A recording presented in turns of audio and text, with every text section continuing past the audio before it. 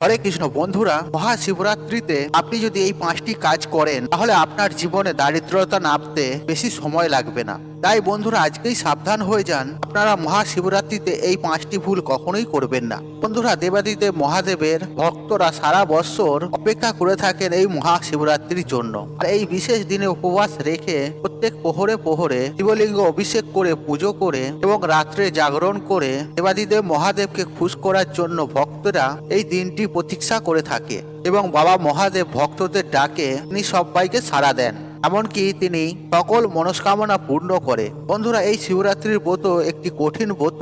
এই ব্রতের নিয়ম বিধিগুলো বিশেষ। সবাই নিজের মতো করে শিবরাত্রির ব্রত পালন করে থাকে, কারণ সবার পক্ষে নির্জলা উপবাস রাখা সম্ভব নয়। আর অনেকেই আছে যারা প্রথম প্রহরেই পুজো দিয়ে দেন, আর অনেকেরই পক্ষে রাত্রি জাগরণ সম্ভব হয়ে ওঠে না।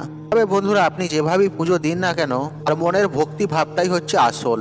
শিবরাত্রির দিন আপনি যদি মনের ভক্তি শ্রদ্ধার সাথে ব্রত রেখে যদি আপনি পুজো করেন, তাহলে বাবা মহাদেব অত্যন্ত আপনার ওপর প্রসন্ন হবে। এবং তার সাথে সাথে আপনি যদি এই 5টি ভুল করে ফেলেন, তাহলে কিন্তু মহাশিবরাত্রির ব্রতের ফল আপনি পাওয়া থেকে বঞ্চিত হয়ে যাবেন। তাই বন্ধুরা, ভুলেও কিন্তু এই 5টি কাজ কিন্তু করবেন না। তাই বন্ধুরা, আজকের এই ভিডিওটি খুবই গুরুত্বপূর্ণ হতে চলেছে। আর আমার সকল বন্ধুদের কাছে অনুরোধ করব, ভিডিওটা কিন্তু সম্পূর্ণরূপে দেখবেন। আর দেখার পর যদি ভালো লাগে, তাহলে অবশ্যই কিন্তু ভিডিওতে একটি লাইক করে কমেন্টে হর হর মহাদেব অবশ্যই লিখবেন। আর ভিডিওটি বন্ধু বান্ধব আত্মীয়জনদের সাথে শেয়ার অবশ্যই করবেন, যাতে তারা এই বিষয়গুলি জেনে উপকৃত হন আর আপনাকে ধন্যবাদ জানান।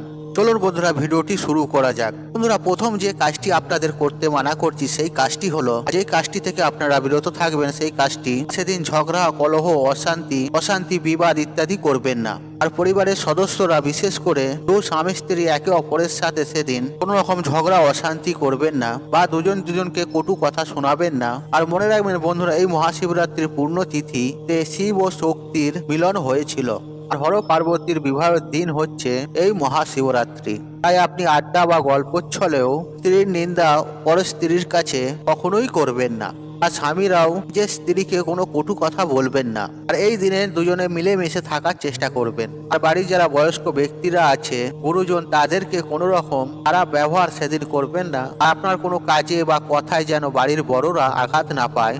আপনি মহাশিবরাত্রির ব্রত করেছেন, সংযমী হয়ে উপবাস রেখে পুজো করতে চান, আপনি কিন্তু এই ছোট ছোট জিনিসগুলি কখনোই করবেন না। আর বাড়ির পরিবেশ অত্যন্ত সুন্দর ও পরিষ্কার পরিচ্ছন্ন রাখুন। আর বাড়ির সবাইকে আদর ও স্নেহ ভরিয়ে রাখুন। বন্ধুরা, দ্বিতীয় যে কাজটি আপনারা করবেন না, সেটি হচ্ছে বেশি বেলা পর্যন্ত আপনারা ঘুমাবেন না। সেদিন কিন্তু খুব সকাল সকাল শয্যা ত্যাগ করবেন। বিশেষ করে সূর্যোদয়ের আগে সূর্য ত্যাগ করার চেষ্টা করুন। আর ব্রত উপবাসের কিছু নিয়ম বিধি থাকে, তার মধ্যে একটি নিয়ম বিধি হচ্ছে খুব সকালে শয্যা ত্যাগ করা এবং আর উঠে সূর্যোদয় দেখা। আর যদি আপনি চান আপনার ব্রত সম্পূর্ণ হন, তাহলে আপনি সকাল সকাল ঘুম থেকে উঠে পড়বেন এবং শয্যা ত্যাগ করে আপনার যা কাজ আছে সেটি করে নিয়ে আপনি যত তাড়াতাড়ি সম্ভব স্নান পর্ব সেরে নেবেন। আর সেদিন স্নানের জলে আপনারা সামান্য কালো তিল মিশিয়ে স্নান করবেন। এতে আপনাদের মন শান্ত হবে এবং চেতনার বৃদ্ধি ঘটবে।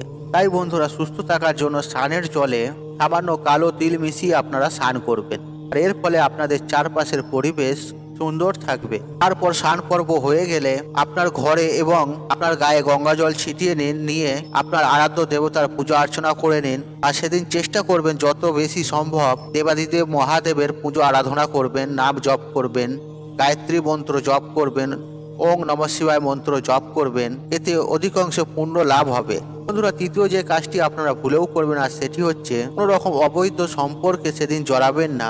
অবৈধ সম্পর্ক ক্ষণিকের জন্য আকর্ষণীয় এবং রোমাঞ্চক মনে হলেও পরবর্তীকালে এই সম্পর্কের জন্য কঠিন পরিস্থিতি নেমে আসতে পারে।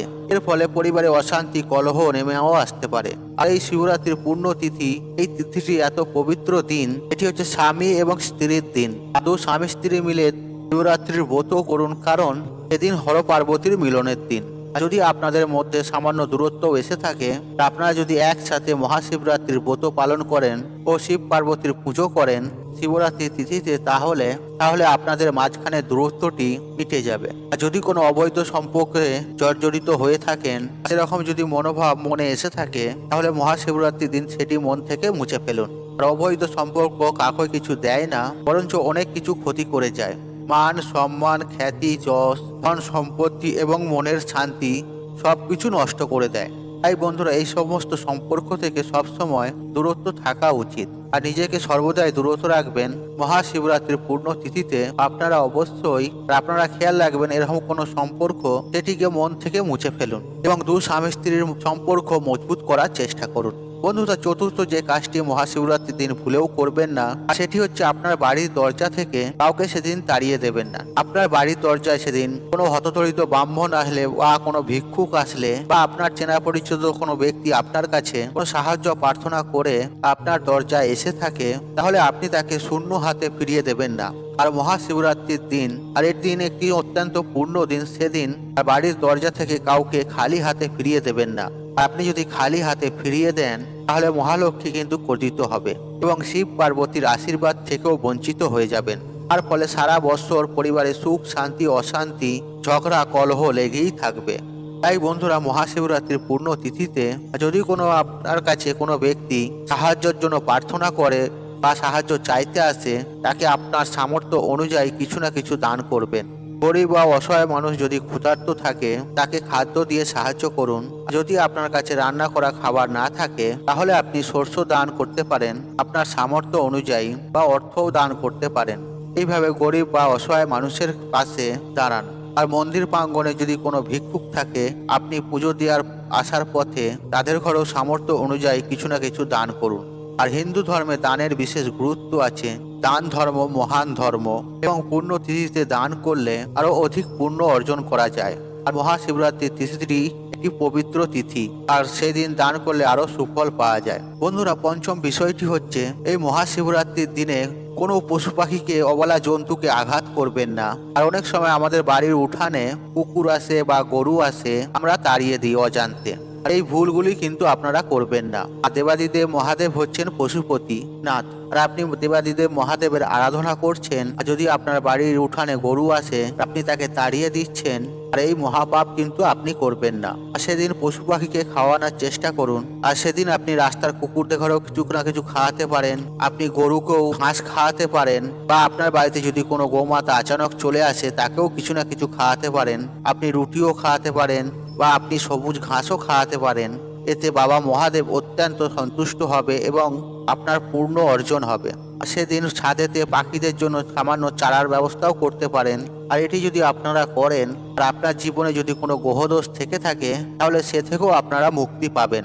যদি শনির সাড়ে সাথী বা ঢাইয়াও থাকে তাহলেও পশু পাখিদের খাওয়ালে সেই দোষ থেকে আপনি মুক্তি পাবেন আর সমস্ত রকমের গ্রহদোষ কাটবে আপনি যদি কুকুর বা গরুকে খাওয়াতে পারেন। এর ফলে আপনার বাস্তু দোষও কিন্তু দূর হবে এবং তার সাথে সাথে দেবাদিদেব মহাদেবের আশীর্বাদও প্রাপ্তি করতে পারবেন। আর সর্বদাই যদি পশু পাখি আপনার বাড়িতে যদি আসে আপনি কিছু খাবার দেওয়ার চেষ্টা করবেন এবং কি তাদের জন্য জল রাখার চেষ্টা করুন। আপনি দেখবেন এর ফলে আপনার জীবনে সমস্ত বাধা বিপত্তিগুলো অনেকাংশেই কেটে যাচ্ছে। আপনি তো বাবা মহাদেবের আশীর্বাদ পাচ্ছেন, তার সাথে সাথে আপনার জীবনে যদি গ্রহদশা ঠিক থাকে তাহলে আপনার জীবনে আয় উন্নতি হতে বাধ্য হয়। আপনার জীবনে যে অর্থনৈতিক বাধা বিপত্তিগুলো যে রয়েছে সেগুলি সমস্ত কিছু দূর হবে। দেখবেন আস্তে আস্তে আপনার অর্থপ্রাপ্তির যোগ সৃষ্টি হচ্ছে এবং কি ঘর থেকে রোগ জ্বালা যন্ত্রণা অশান্তি দারিদ্রতা সবকিছু দূর হবে। বন্ধুরা আশা করছি এই ভিডিওটি আপনাদের ভালো লেগেছে। তাহলে ভিডিওতে একটি লাইক করুন, একটু কমেন্ট করুন, একটু শেয়ার করুন এবং বন্ধু বান্ধব আত্মীয়জনদের সাথে শেয়ার অবশ্যই করুন। মনে রাখবেন আপনার একটি শেয়ার অনেক মানুষকে উপকৃত করে তুলতে পারে। আর আপনি যদি আমার চ্যানেলে নতুন হয়ে থাকেন তাহলে চ্যানেলটি অবশ্যই সাবস্ক্রাইব করুন এবং পাশে থাকা নোটিফিকেশন অন রাখুন, কারণ এইরূপ নিত্য নতুন ভিডিও সবার আগে দেখার জন্য। ঈশ্বর আপনার মঙ্গল করুক, আপনি সুস্থ থাকুন, নিরোগ থাকুন, আপনার দিন মঙ্গলময় হোক। হরে কৃষ্ণ কৃষ্ণ কৃষ্ণ হরে হরে।